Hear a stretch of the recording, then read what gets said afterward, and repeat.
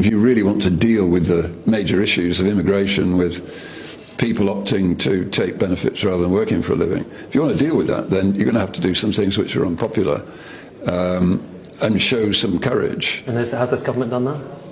No, I think they I don't know whether it's just the apparatus that hasn't allowed Keir to do it, or he's maybe too nice. He's a nice. I mean, I know Keir. He's a nice man. I like him, but it's a tough job, and I think you have to do some difficult things with the UK to get it back on track, because at the moment I don't think the economy is in a good. You can't afford. You can't have an economy with 9 million people on benefits and huge levels of immigrants coming in. I mean, the UK is being colonised. It's costing too much money. It will cause. It's been colonised. It'll cause. Well, yeah. The UK is being colonised by immigrants, really, isn't it? I mean, the population of the UK was 58 million in 2020. Now it's 70 million. That's 12 million people. You met recently with Nigel Farage, didn't you? I did. Do you think that they would be a good government if they were to win the next election? I think Nigel is an intelligent man, and I think he's got good intentions, but in a way you could say exactly the same about Keir when Keir came in. I think it needs somebody who's prepared to be unpopular for a period of time too. If someone of this stature in the football industry, or rather in the sports industry, can make such a derogative statements on racism, which express so much on division and how races have never been able to merge to create one unity, then it begs a question why this football, the English Premier League, has different races, people from different regions across the globe.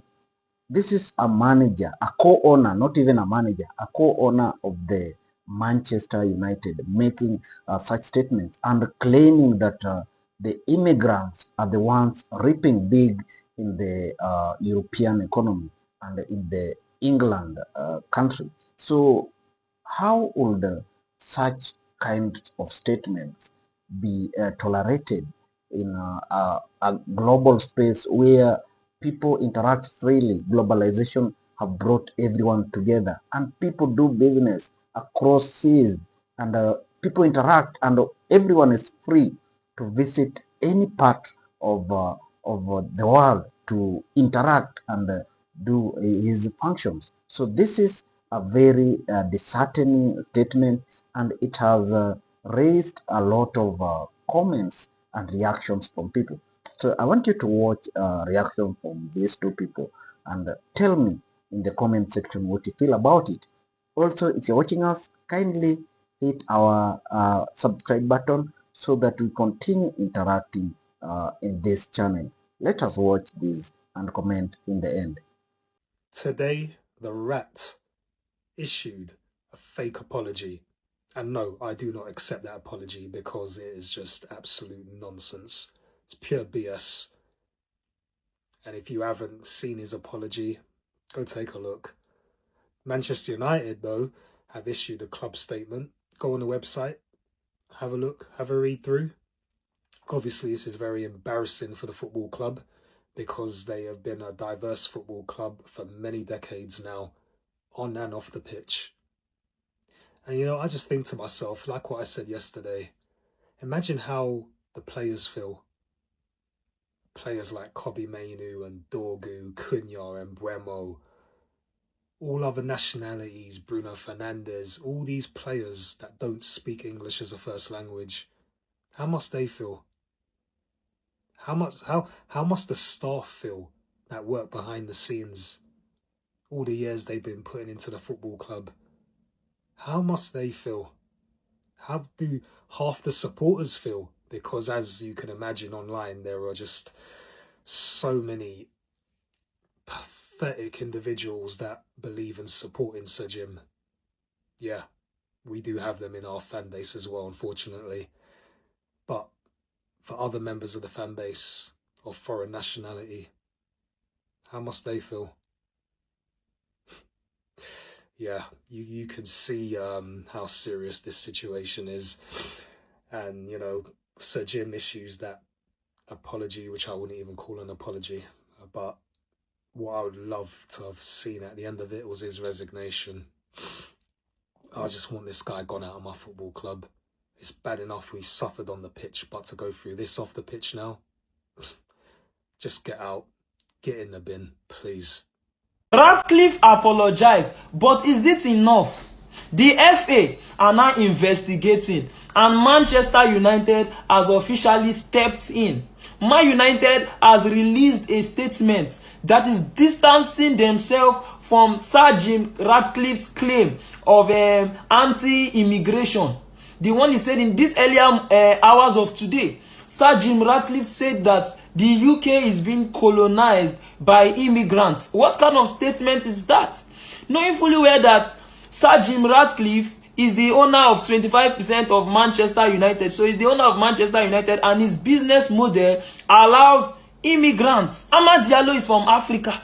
Other players in the Premier League coming to the UK. What are you even saying? A businessman, a billionaire is making this kind of claims, and now he has apologized. Is that enough? So a mature man like Sir Jim Ratcliffe will say this kind of thing in public, and you just think you just apologize, and that is all. Out of the abundance of his heart, I can see through him. For him to make that kind of claim, and now he's coming to apologize that his choice of words were wrong. What are you saying? Manchester United is a very big team, a team that has nurtured talents of people from different facets of life. People who have come from Africa, some have come from Asia, some are in Europe, everywhere across the globe, in America.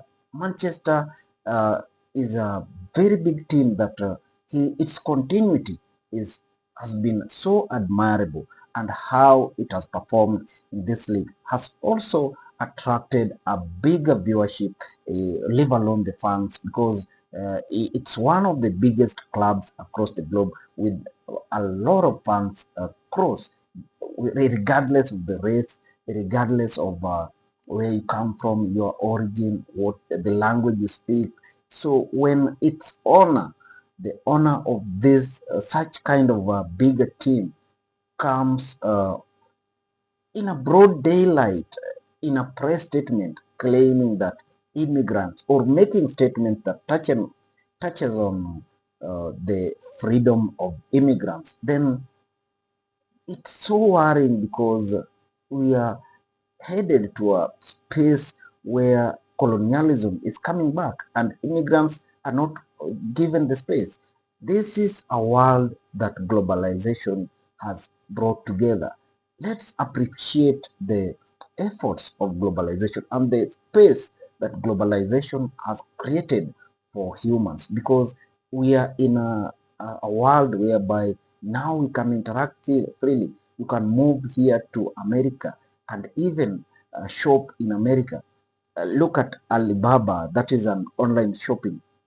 It has created a space where you can even order things from China wherever you are.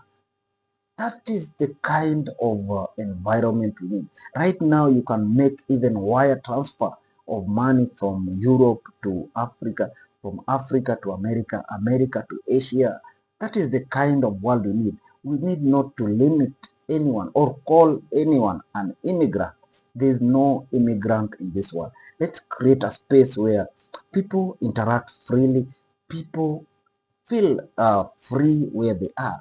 People achieve whatever they want and whenever they want it and anywhere they go to. Because even in football, you can get an African thriving in football in America, or rather, or in Europe.